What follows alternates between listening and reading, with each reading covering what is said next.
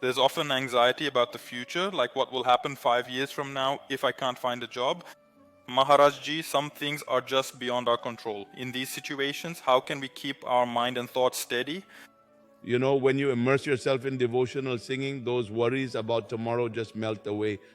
There is no fee from anyone, no fee of any kind from anyone, and never to ask for such. We are in the refuge of the Almighty. If He is nourishing such a vast universe, why wouldn't He take care of you? Why worry about tomorrow? Because you haven't accepted the wonder of the Almighty. You haven't accepted God as your master, so it's like being without a boat and not knowing how to swim. What would your condition be in a river? That's your condition. You neither have knowledge nor trust in God, so overthinking and worrying about the future will definitely trouble you. Chant Radha Radha's name and stay dependent on God. Stay celibate until marriage. See what knowledge emerges from within you. You will be completely blissful, child, completely blissful. Listen to us. If we are relying on God, then we keep telling you repeatedly. There is no lack of anything and no one is worried. They aren't worried since the Maharaj himself is seated. We are not worried that God exists. Everyone depends on each other and takes refuge in God, so no one worries. Why are you worried? Why are you troubling yourself? We say, stay celibate and chant the name. If you don't overcome major obstacles and progress, let us know. Celibacy is the power that makes your thinking positive.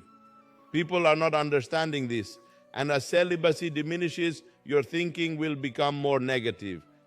Negative thinking is death, and positive thinking is life. If our thinking is positive, we will be very blissful. Even in sorrow, if the thinking is negative, despite all comforts, we will be troubled.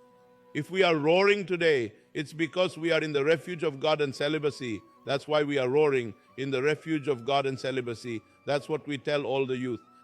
The little pleasure you find in releasing, try holding it back. You will become brave. You will conquer illusion. You'll gain the strength to overcome every difficulty and crisis. Walk the path of righteousness. So maintain pure conduct. Why worry about the future? Focus on the present. If the present is right, your past will also become pure and your future will be auspicious. If in this moment you had spoken of Radha, Krishna, Hari and maintained pure thoughts, then your future would have been fine and your past would have been good too. Therefore, chant the name and practice celibacy. No one is even considering celibacy. No one is paying attention.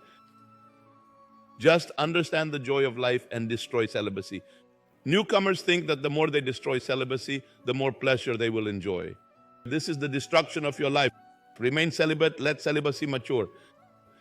Destroying celibacy, children as young as 12 years old are destroying their celibacy. By the time they reach 22 to 24, all of this will happen. They won't have the capability to be worthy of household life. Write down what I'm saying, either on paper or in your mind. If you follow Dharma, you'll at least be able to fulfill worldly responsibilities. Otherwise, you won't be able to fulfill them. If the diet is not right and the behavior is not right, then thoughts will become pure. If you focus on God in the present moment, remember that just as He manages the entire universe, He will guide you too. Look at what happens when you trust in God. Notice how much joy and goodness fills your life. Chant His name frequently, maintain pure character, and happiness will naturally follow.